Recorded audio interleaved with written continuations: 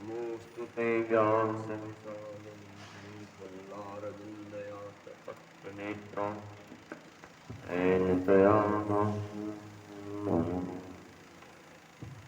लम्बोदरं परमसुन्दरकैकयन्तं रक्ताम्बरं त्रिनयनं परमं पवित्रम् यद्दिवाकरनिभो जलकान्तिकान्तं विघ्नेश्वरं सकलविघ्नहरं नमामि। नमोऽस्तु ते व्यासविशालबुद्धे फुल्लारविन्दयातपत्रनेत्र येन त्वया भारततेन पूर्वं प्रजालितो ज्ञानं मया प्रदीपः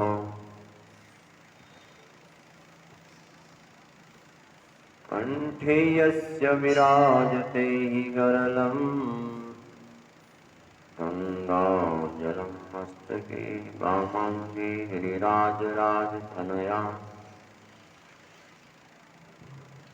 ध्यायां कुबेरो सखा नन्दीस्कन्दगणाधिराजसहितं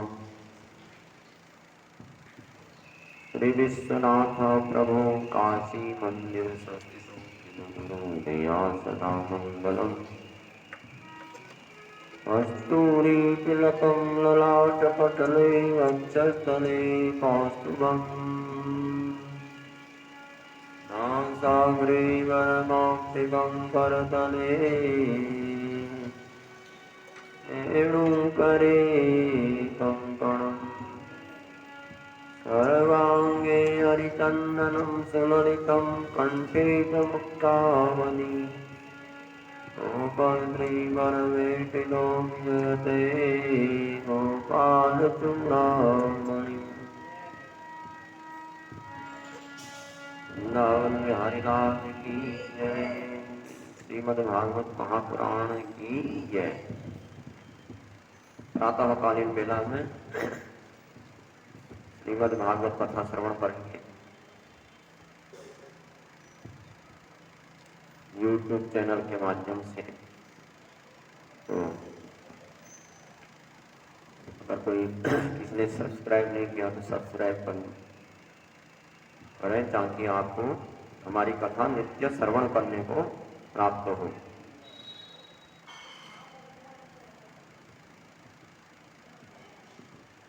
तो श्रीमद् भागवत का महात्म्य सुनाया जा रहा है।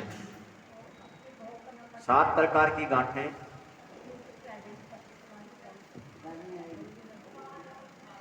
प्रेत योनि से श्रीमद् भागवत कथा सुनने से अंधकारी मुक्त हुआ।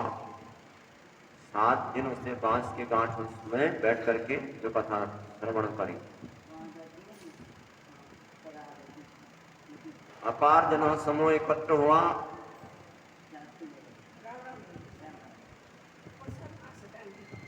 वह प्रेत योनि से मुक्त होकर के दिव्य शरीर धारण करके पीताम्बर कुंडल और तुलसी मालाओं से सुशोभित होकर के गोकर्ण से कहने लगा, आपने मुझे प्रेत योनि से मुक्ति दिला दी, आपको कृतार्थ कर दिया आपने। श्री भारतवर्ष में श्रीमद् भागवत कथा जिसके कानून में नहीं सुनी वह प्राणी पानी के बुलबुले के समान नष्ट समझना चाहिए। उसका जीवन बेकार है। श्रोतम श्रुतम नैव च कुंडलेन दानेन पाणिन न च कंकणेन विभातिकायं करुणापराणां परोपकारान्तु न चंदनेन। जिसके मन में भगवान के दर्शन और कथा सुनने की इच्छा नहीं, दिल वह क्या जिसको नहीं तेरे तमन्नाएं विशाल। कहते हैं जिन हरि कथा सुनी नहीं काना श्रवण रंध्र अहि भवन समाना। श्रीमद् भागवत के श्रवण से प्राणी के सारे संशय दूर होकर के हृदय की ग्रंथियों का भेदन हो जाता है, सारे पाप नष्ट हो जाते हैं। आकाश से विमान आया धुंधुकारी के लिए बैठ करके जाने लगा तो गोकर्ण देवदूतों से बोले कि मेरी कथा तो हजारों लोगों ने सुनी, लेकिन यह कथा सभी को पवित्र नहीं की, सभी के लिए विमान नहीं आया। कहते हैं वासुदेव कथा प्रश्नम पुरा स्त्री पुनंति जह भक्तारम पृच्छकम श्रोतम पादम सहिता। कथा दो लोगों को शुद्ध करती है, सुनने वालों को और कहने वालों को। धुंधकारी को प्रेत जीवन से मुक्ति मिली श्रीमद् भागवत कथा श्रवण करने से।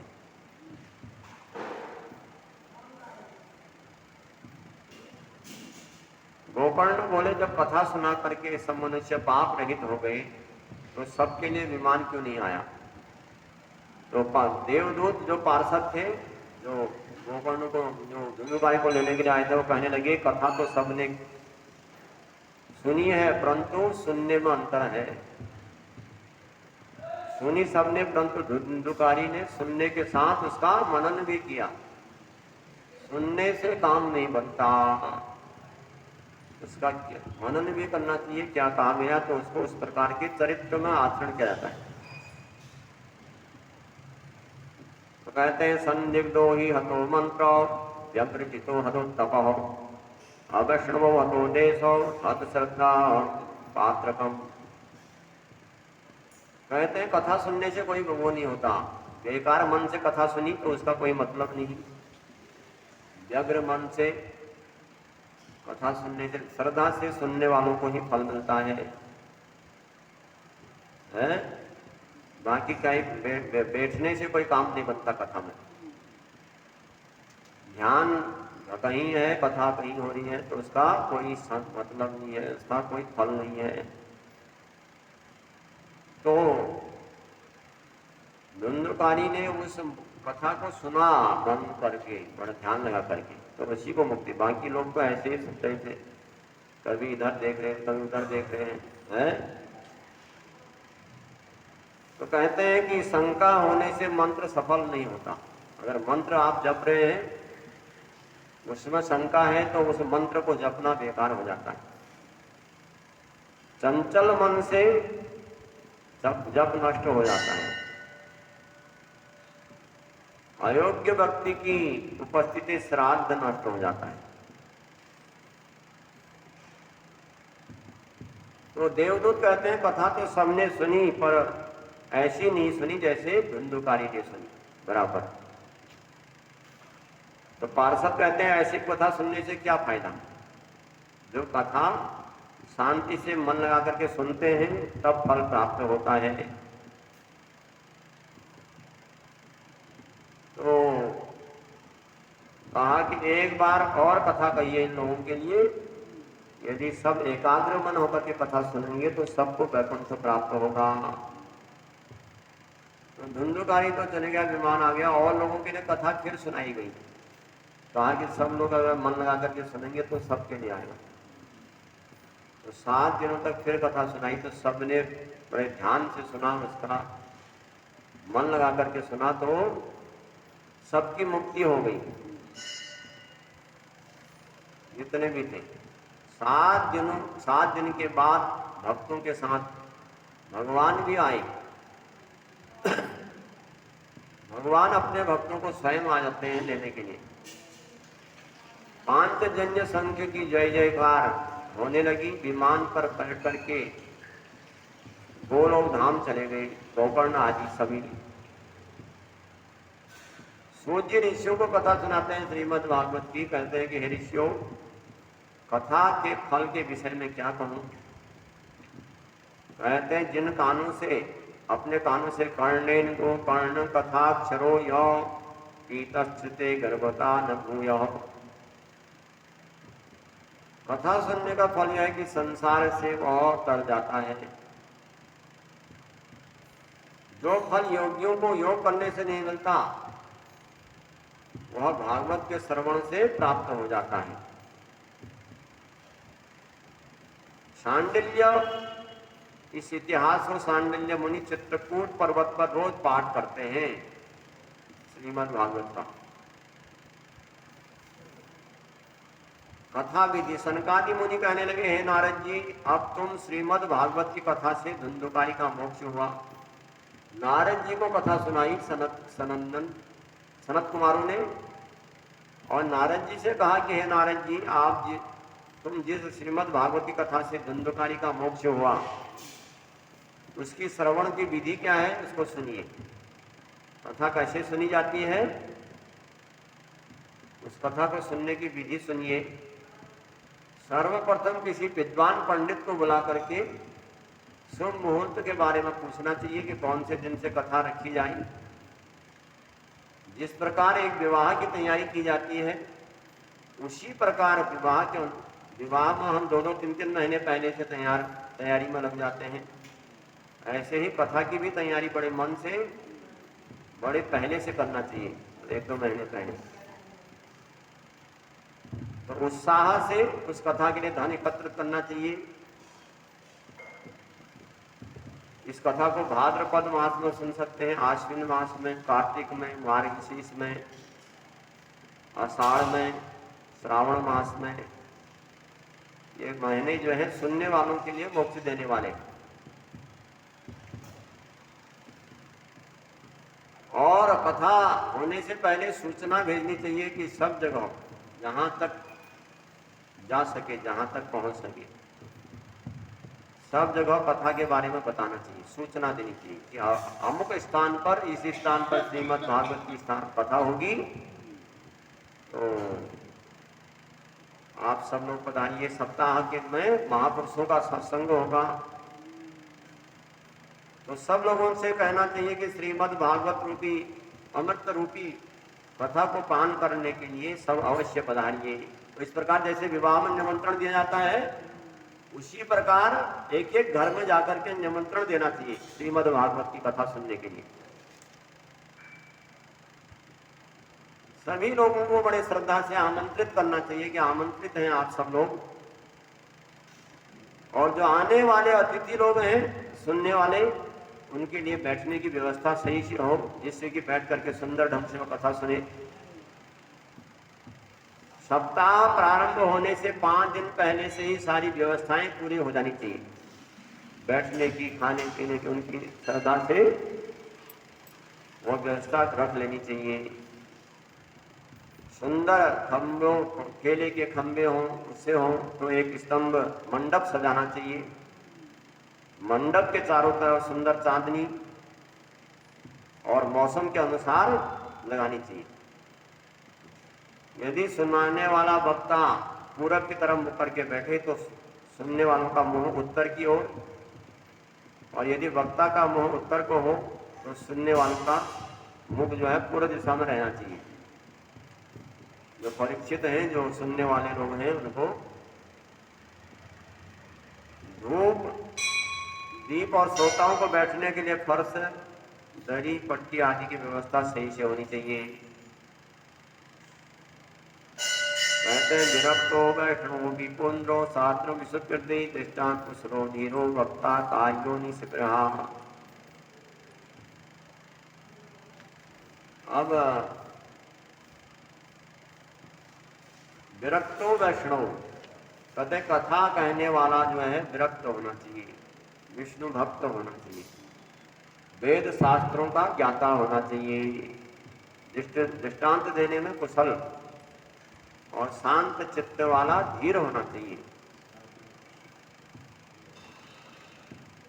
वक्ता समम चैवम श्रोतम मानसं वरम समासानं पुण्यम हानिरात्रम निरयम भजे।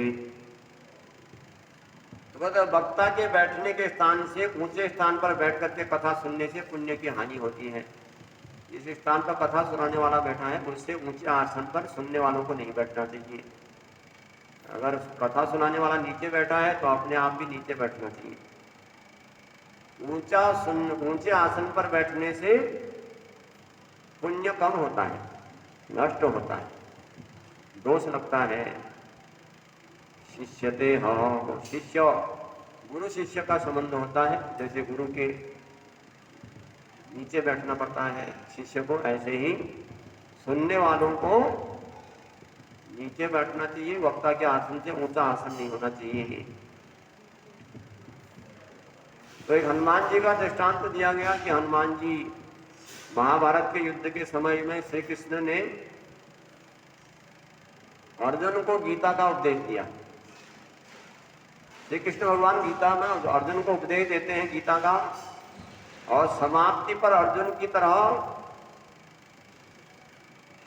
ध्वजा से उतर करके हनुमान जी ने भी प्रणाम किया। अब जो है कथा हो रही थी, हनुमान जी ध्वजा पर बैठ करके कथा सुन रहे थे, जो गीता सुन रहे थे, अर्जुन तो नीचे बैठ करके सुन रहे थे। और हनुमान जी जब गीता का उपदेश पूरा हुआ तो अर्जुन ने प्रणाम किया, तो हनुमान जी भी उतर करके प्रणाम करने लगे भगवान श्री कृष्ण को। और हनुमान जी कहने लगे मैं आपका शिष्य हूं।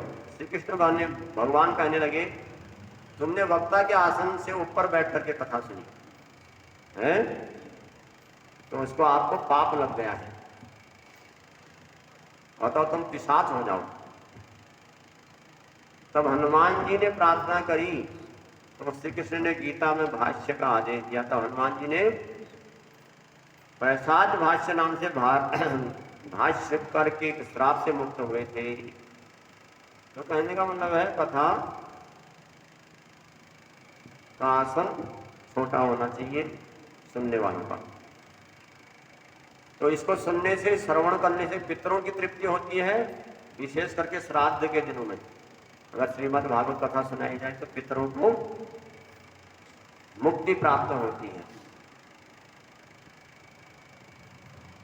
हनुमान जी स्तुति करते हैं सदंसि वसंतम सुमुदः सतम कपितम रसतम धुरि संतनम हरिदंतम कृतविपदंतम युधि निंदित श्रितम संतम।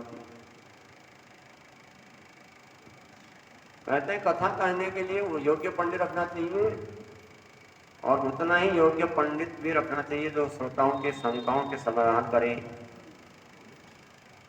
सबसे पहले श्रीफल नारियल जिसको कहते हैं, मंगल द्रव्यों से श्रीमद् भागवत की पूजा करनी चाहिए। और श्री कृष्ण स्वरूप आप मेरे मनोरथों को पूर्ण करिए। 5 ब्राह्मणों का वरण करना चाहिए। 5 ब्राह्मणों को जब तक पाठ के लिए बैठाना चाहिए श्रीमद् भागवत का। एक ब्राह्मण ओम नमो भगवते वासुदेवाय मंत्र का जाप करता रहे 7 दिन तक, और ब्राह्मण कोई पाठ करे गीता का, विष्णु सहस्त्र नाम का। तत्पश्चात ब्राह्मणों और संतों और कीर्तन करने वालों को प्रणाम करके व्यास आसन पर बैठना चाहिए। उस वही धरनी धरी सीसा करहु कृपा जन जानी मुनीसा। कथा दिन भर करनी चाहिए, दोपहर में थोड़ा देर विश्राम रहना चाहिए। वक्ता और श्रोता, वक्ता सुनाने वाला और सुनने वाला दोनों को आहार कम करना चाहिए जिससे नींद ना आए बीच में, है अल्पाहार, कम आहार।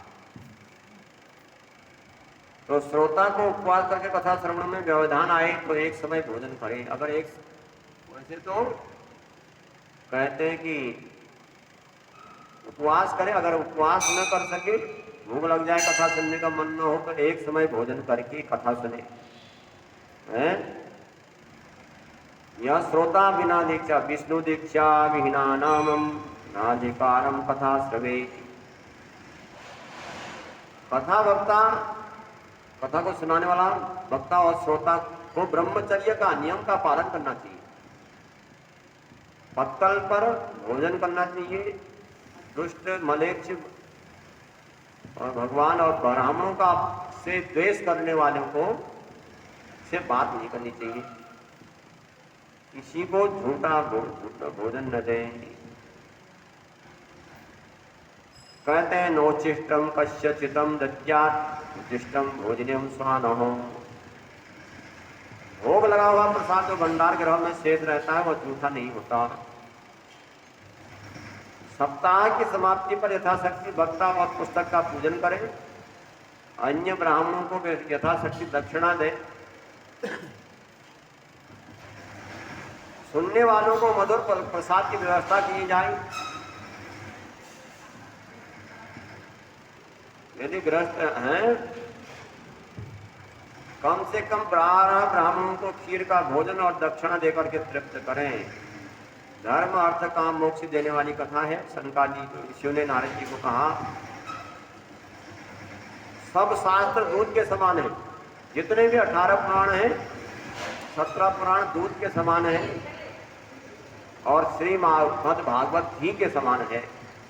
घी का ज्यादा महत्व है, ज्यादा कीमती होता है, तो श्रीमद् भागवत घी के बराबरी करता है और शास्त्र दूध की बराबरी करते हैं। तो सब शास्त्र आम के वृक्ष हैं और भागवत हैं, सब वृक्ष जो है आम वृक्ष है और श्रीमद् भागवत आम का वृक्ष है। अगर सब शास्त्र गन्ना है तो श्रीमद् भागवत चीनी है, मिश्री है। तो भागवत धर्म, निस्वार्थ भाव से सेवा करना भागवत धर्म है। जहां पर कथा हो रही है वहां पर झाड़ू लगाना और चौका लगाना, जल से सेवा करना, दरी फर्श बिछाना, श्रोताओं की बैठने के लिए, सुनने वालों के लिए व्यवस्थाएं होनी चाहिए। तो पैसा तय करके कोई कथा करना ठीक नहीं होता। पैसा तय नहीं होना चाहिए कि इतने में कथा होगी, उतने में होगी, है? तो इस प्रकार से भागवत का पाठ व्यवस्थाएं हैं। तो आगे श्रवण कराएंगे। तो श्रीमद् भागवत महापुराण की जय। कथा विसर्जन होतु सुनो वीर हनुमान, राम लखन सिय जानकी।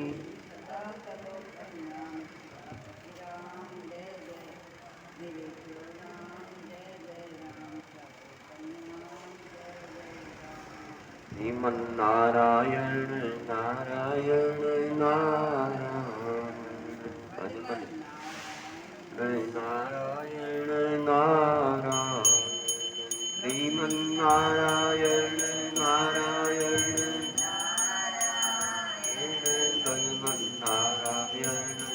नारायण नारायण, सत्यनारायण नारायण। सत्यनारायण की कथा सुनिए। बोलो सत्यनारायण भगवान की जय। सत्यनारायण कथा में कहते हैं सूर्य ऋषियों से कि एकदा नैमिषारण्ये ऋषयो सौनकादयः प्रपक्ष्यो मुनयो सर्वे ततम पौराणिकम खलु। नैमिषारण्य तीर्थ में 88,000 ऋषि मुनियों ने श्री सूर्य जी से पूछा कि वर्तेन तपसा किम वांछते फलम, कौन सा व्रत है जो मनोवांछित फलों को प्रदान करने वाला है, मन की इच्छाओं को पूर्ण करने वाला कौन सा व्रत है। सूतवातो सूर्य जी कहते हैं कि नारद ने संपृष्टो भगवान कमलापति ही। सूर्य कहते हैं ऋषियों आपने जो प्रश्न किया है ये प्रश्न इसी प्रकार का प्रश्न नारद जी ने भी भगवान से किया। उस प्रश्न का उत्तर, आपका उत्तर उन्हीं में छुपा हुआ है। आप सुनिए नारद जी के। एक बार की बात है, एकदा नारदो योगी प्रानुग्रह कांक्षया। एक बार नारद योगी नारद जी अनेक लोगों की यात्रा करते हुए जब पृथ्वी पर पहुंचे तो उन्होंने देखा कि सभी प्राणी अपने पाप कर्मों का फल भोग रहे हैं, दुखी हो रहे हैं। तो नारद जी सोचने लगे इनका दुख कैसे दूर किया जाए। तो भगवान के पास वैकुंठ में गए और प्रणाम किया भगवान को। नमो वाग्मनसातीतो रूपाया अनंत शक्तये आदि मध्यांतहीनाय निर्गुणाय गुणात्मने। प्रभु को प्रणाम किया नारद जी ने और भगवान ने प्रणाम स्वीकार किया। कहा कि नारद के मागतो सीते किम ते मनसि वर्तते, कैसे आना हुआ। नारद जी कहते हैं मृत्युलोके जना सर्वे नाना कलेश समन्वितः नाना योनि समत्पन्ना पच्यते पाप कर्म भी। कहते हैं पृथ्वी के सभी प्राणी अपने पाप कर्मों का फल भोग रहे हैं, दुखी हो रहे हैं, उनके दुखों को दूर करने का कोई उपाय बताइए। तो भगवान कहते हैं कि एक उपाय है नारद, वर्तमस्यम महत् पुण्यम स्वर्गलोके दुर्लभम। स्वर्ग और पृथ्वी में दुर्लभ है सत्यनारायण भगवान की कथा वर्त, जो सभी लोगों के दुखों को दूर करने वाला है और पाप को नष्ट करने वाला है। तो नारद जी कहने लगे कब करना चाहिए। कहा कि यस्मिन कस्मिन दिने सत्यनारायण कथा किसमी जन श्रद्धा भक्ति के साथ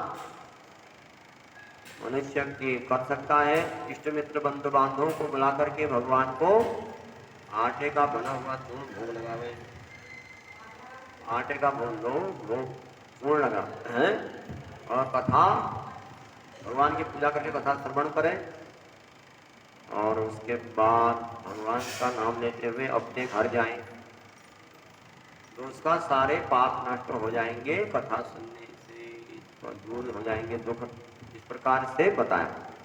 स्कंद पुराणे रेवा खंडे सत्यनारायण कथायां प्रथमो अध्याय गुण सत्यदेव भगवान की। श्रीमन्नारायण नारायण नारायण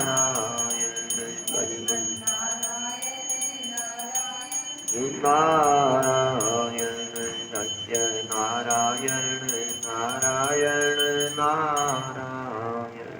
बोल लक्ष्मी नारायण भगवान की। सूर्य ऋषि से कहते हैं, ऋषियों कथा श्रवण करें। कहा कि एक बार की बात है, एक सतान नाम का ब्राह्मण जो काशी में रहने वाला था, जो भिक्षा वृत्ति के द्वारा अपने परिवार का पालन पोषण करता था, वह गरीब ब्राह्मण मांगने से, बार बार मांगने से दुखी हो गया और परेशान हो गया।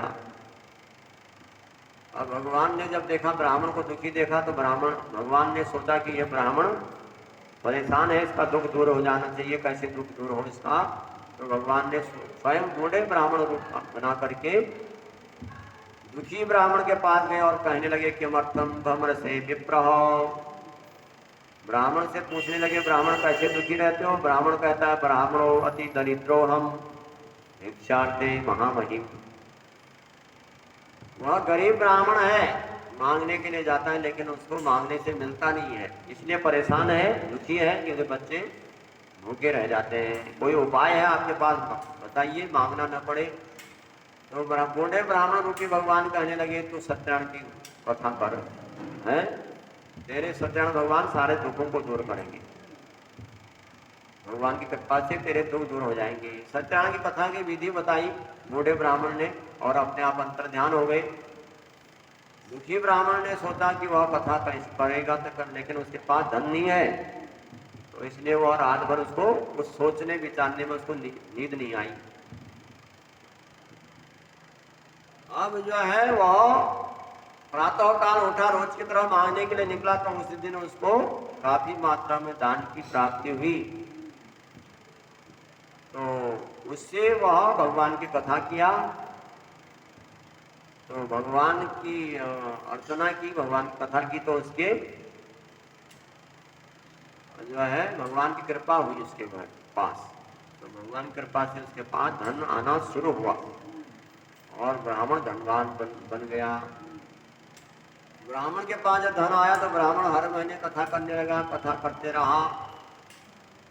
अब जब एक दिन लकड़हारा ने जब देखा ब्राह्मण को पूजन करते हुए पानी पीने के बहाने, ब्राह्मण उसके घर में गया और पूछने लगा, ब्राह्मण किसका पूजन कर रहे हो। वो कहने लगा, सत्यनारायण की कथा कर रहा हूँ, क्योंकि जो भी धन आया है भगवान की कृपा से आया है, पहले धन नहीं था, तो इसलिए हर महीने कथा करता हूँ, क्योंकि धन तभी से आया हुआ है जब से भगवान की कथा की है। लकड़हारा कहने लगा, मैं भी कथा करूँगा, मेरे को भी जा विधि बता दे। तो ब्राह्मण ने लकड़हारे को विधि बताई, और लकड़हारा लकड़ी का गट्ठा सिर पर रख करके बेचने के लिए निकला। तो उस दिन उसको काफी दाम की प्राप्त, उसको अच्छी खासी कीमत मिली लकड़ियों की, और तब जाकर के वह उससे भगवान की पूजा सामग्री, आटा केला सब मोल लिया, घर में आकर के इष्ट मित्र बंधु बांधवों को बुला करके सत्यनारायण का पूजन किया, कथा किया। तो भगवान की कृपा से लकड़हारा भी ब्राह्मण की तरह धनवान बन गया। तो दोनों धनवान बने सत्यनारायण की कथा करके, और अपने जीवन में सुखी रहे। तो जो भी लोग कथा करते हैं उनके जीवन में भी सुख होता है और धन की प्राप्ति होती है। तो इस प्रकार से ब्राह्मण और लकड़हारे की कथा आपको सुनाई। स्कंद पुराणे रेखा रेवाखंडे सत्यनारायण कथायाम द्वितीय अध्याय। बोलो सत्यदेव भगवान की जय। श्रीमन्नारायण नारायण नारायण भजमन नारायण नारायण सत्य नारायण नारायण नारायण श्रीमन्नारायण नारायण। लक्ष्मी नारायण भगवान की। सूर्य ऋषि से कहते ऋषियों आगे कथा सुनाता हूँ, श्रवण करिए। सत्यान कथा आगे जिसने की है उसके बारे में सुनाता हूँ। कहते हैं कि आसिफल का मुखो नामो निर्पसीन महापति जितेंद्रिय सत्यवादी चौ सौदेवालयम पति। उल्कामुख नाम के राजा ने कथा की। भगवान की बड़ा भक्त था उल्कामुख राजा, बड़ा धार्मिक राजा था। पत्नी भी बड़े धार्मिक थी। दोनों पति पत्नी सत्यनारायण की कथा करते थे नदी के किनारे पर, भद्रशिला नदी के किनारे पर हर महीने। तो भद्रशिला नदी के किनारे पर राजा कथा कर रहे हैं। एक साधु नाम का वैश्य ने जब उनको कथा करते हुए देखा तो आकर के पूछने लगा कि मदम पुरुष से राजन भक्ति युक्त चेसा, राजन भक्ति के साथ किसका पूजन कर रहे हैं? तो कहने लगा भगवान विष्णु का पूजन कर रहा हूँ। तो कहा कि आप किस लिए कथा कर रहे हैं? कहा कि क्योंकि आप तो राजा हैं, तो आपके पास तो कमी है नहीं, आपकी क्या आपको किस चीज की कमी है जिससे आप कथा कर रहे हैं? वो कहने लगा मेरी संतान नहीं है, संतान प्राप्ति के लिए सत्यनारायण कथा कराई जा रही है।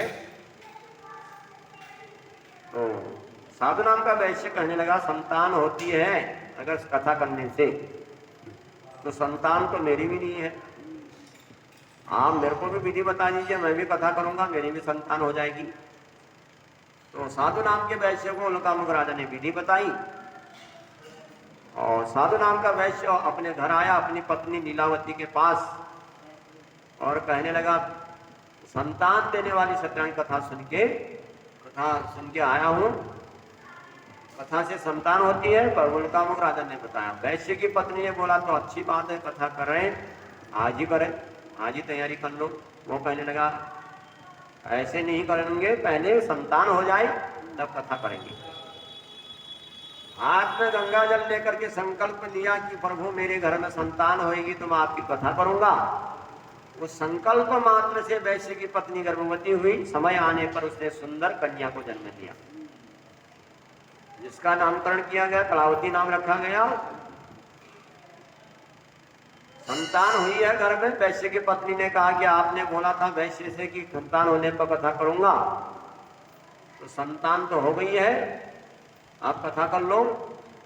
वह कहने लगा इसके विवाह के समय में कथा करूंगा, अभी यार टाइम ग्रह है नहीं, तो विवाह के समय में कन्या की विवाह के समय कथा करूंगा। तो कथा को विवाह के समय के लिए छोड़ दिया गया। और कलावती नाम की कन्या जब बड़ी होते गई, जब विवाह की योग्य हो गई, तो एक बार उसका विवाह जो है एक वैश्य पुत्र के साथ उसने कर दिया।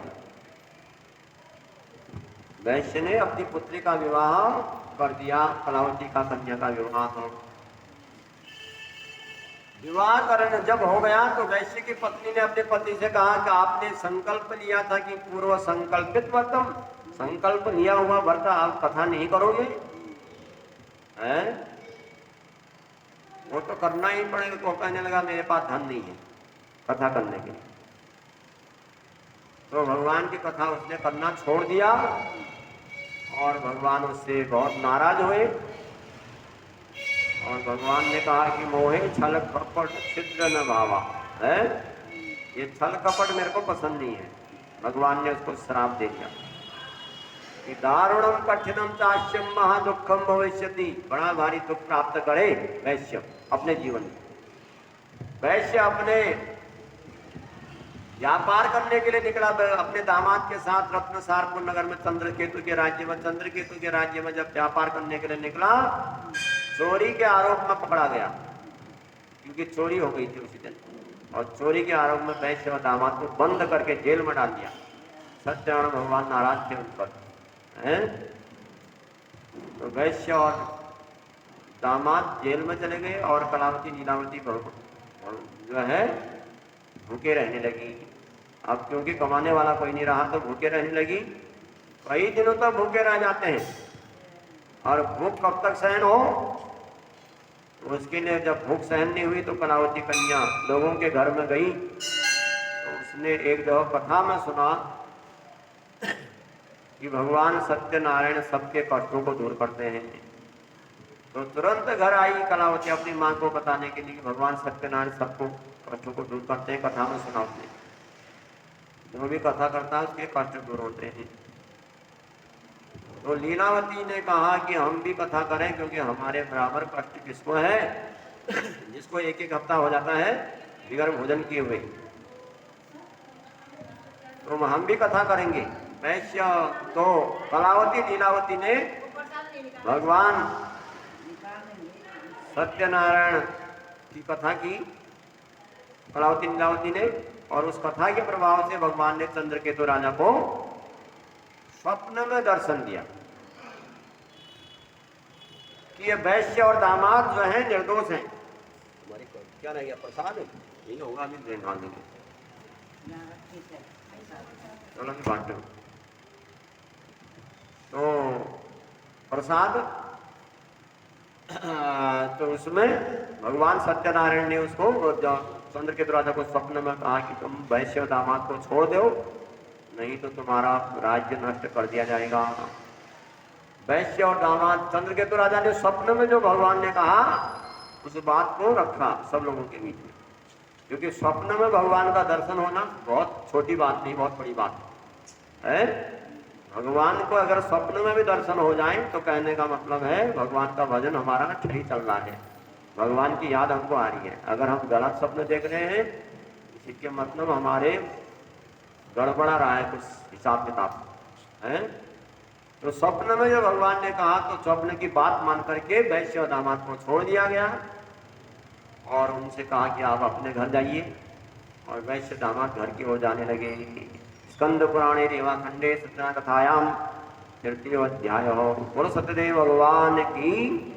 श्रीमन्नारायण नारायण नारायण भजमन नारायण नारायण सत्यनारायण नारायण नारायण बद्री नारायण नारायण। वो लक्ष्मी नारायण भगवान की। चौथे अध्याय में सूर्य ऋषियों से कहते हैं, ऋषियों वैश्य दामाद को छोड़ दिया गया। वैश्य दामाद घर की ओर प्रस्थान करने लगे। अभी कुछ ही दूरी में यात्रा शुरू हुई है तो भगवान सत्यनारायण ने उस वैश्य के मन के बारे में जानने के लिए, वैश्य झूठ बोलना छोड़ा कि नहीं, इस वैश्य बात को जानने के लिए दंडी स्वामी का रूप धारण किया, सन्यासी का, और उसके मार्ग में चले गए और वैश्य से पूछने लगे कि वैश्य तेरे नाव में क्या रखा हुआ है। वैश्य कहने लगा तुम्हारे लेने लायक इसमें कुछ नहीं है, इसमें तो पत्तों से भरी नाव है। तो भगवान ने कहा सत्यम बतहो, तेरा वचन सत्य हो जाए।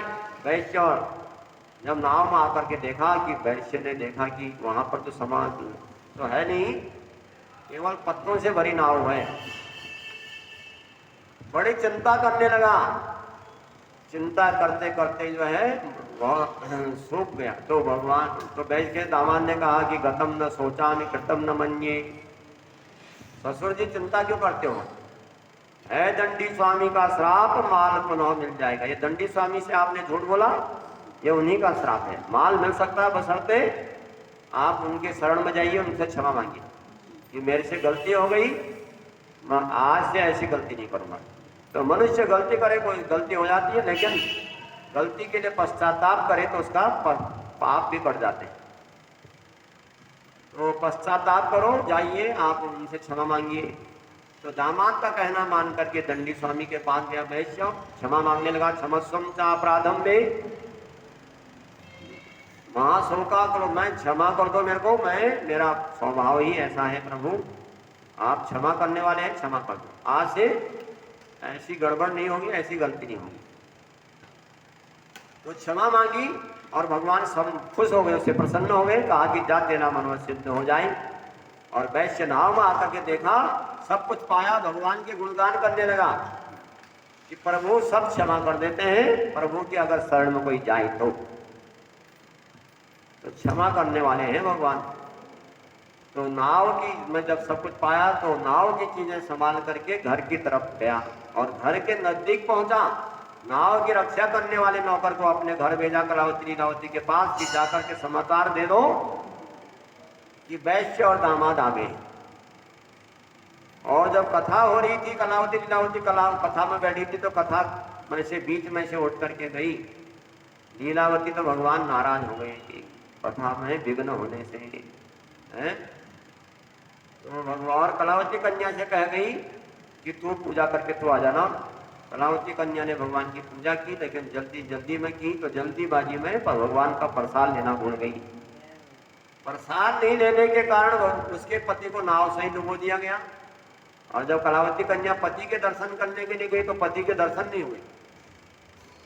अब जो है रोने लगी जोर जोर से कि मैं क्या करूंगी संसार में रह करके, मेरा कोई कमाने वाला नहीं, कोई भरता नहीं है, मैं कैसे अपना जीवन यापन करूं, मैं भी नहीं रहूंगी, मैं भी मर जाऊंगी। वैश्य ने अपनी पुत्री का यह हाल देखा तो समझ गया कि भगवान की मैं से गलती हो जाती है, बार बार कोई गलती तो नहीं हुई है, प्रभु अगर गलती हुई तो क्षमा करना। आकाशवाणी हुई कि तेरी पुत्री प्रसाद छोड़ के आई, इसलिए इसका पति अदृश्य हो गया। अगर प्रसाद लेकर के आएगी तो इसका पति का दर्शन अवश्य होगा। तो आकाशवाणी का वचन सुना कलावती कन्या तुरंत प्रसाद लेने गई, पर भगवान का प्रसाद लेकर के आई तो उसका पति फिर मिल गया। उसके बाद वैश्य भी अपने जीवन में ठीक ठाक रहा, क्योंकि उसने झूठ बोलना छोड़ दिया, भगवान का भजन करते रहा, तो उससे कल्याण हो गया, उसका वैकुंठ लोक को प्राप्त हो गया। तो इस प्रकार से स्कंद पुराण के चतुर्थ अध्याय में सत्यान कथा सुनाई गई। बोलो सत्यदेव भगवान की है। श्रीमन नारायण नारायण नारायण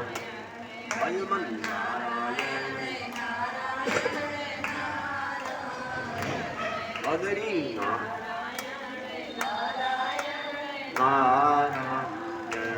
सत्य नारायण नारायण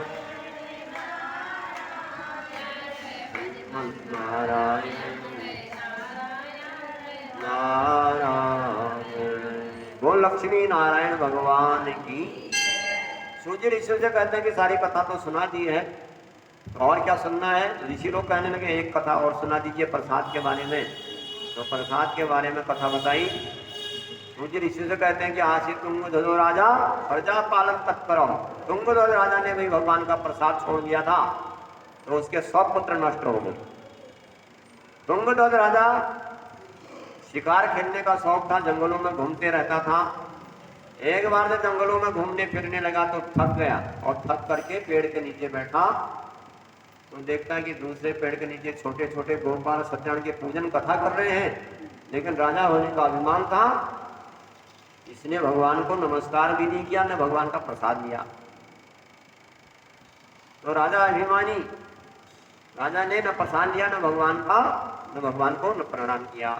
तो घर गया तो 100 पुत्र थे, सब नष्ट पाया, और तब समझ गया कि भगवान का प्रसाद छोड़ के आया कि अभी मेरा ये हो गया। तुरंत उसी स्थान पर पहुंचा जहां गोपाल सत्यान कथा कर रहे थे, भगवान की पूजा में शामिल हुआ, भगवान का प्रसाद लिया, तो घर में आया तो ठीक ठाक पाया। तो तुंगध्वज राजा को भी प्रसाद छोड़ने का बड़ा दुख हुआ है, और बाद में भगवान के सामने प्रणाम किया। प्रणामो दुख सम न हो, प्रणाम करने से मनुष्य के दुख दूर हो जाते हैं। एक प्रणाम भगवान को करना अनेक पापों को नष्ट करता है। भगवान को प्रणाम किया तो उसके नष्ट हो गए, पाप हो गए, और बहुत ठीक ठाक हो गया। तुंगध्वज राजा को भी भगवान ने क्षमा कर दिया। तो इस प्रकार की सत्यान कथा संक्षेप में आप लोगों को सुनाई। जो भी भगवान कथा सुनते हैं उसके नित्य सुनने वालों को पाप नष्ट होते हैं। फलदायी कथा है, कथा बताई गई। जिन्होंने भी जन्म में कथा की है वह अगला जन्म में सुधरने वाला है।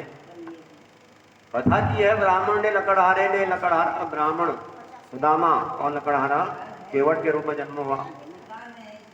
उनका मुख राजा ब्राह्मण जो है दशरथ हुए, और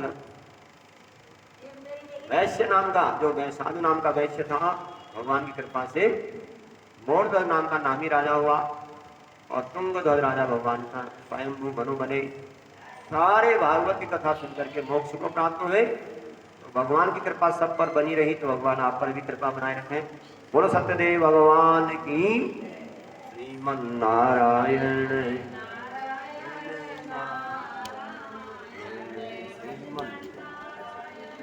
नारायण नारायण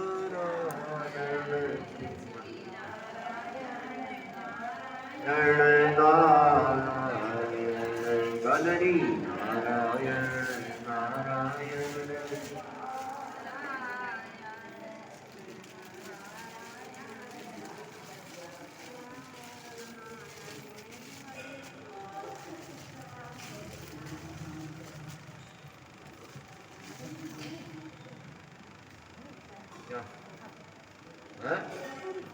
और सुनना है, और सुनाना, और सुनना है, और सुनना।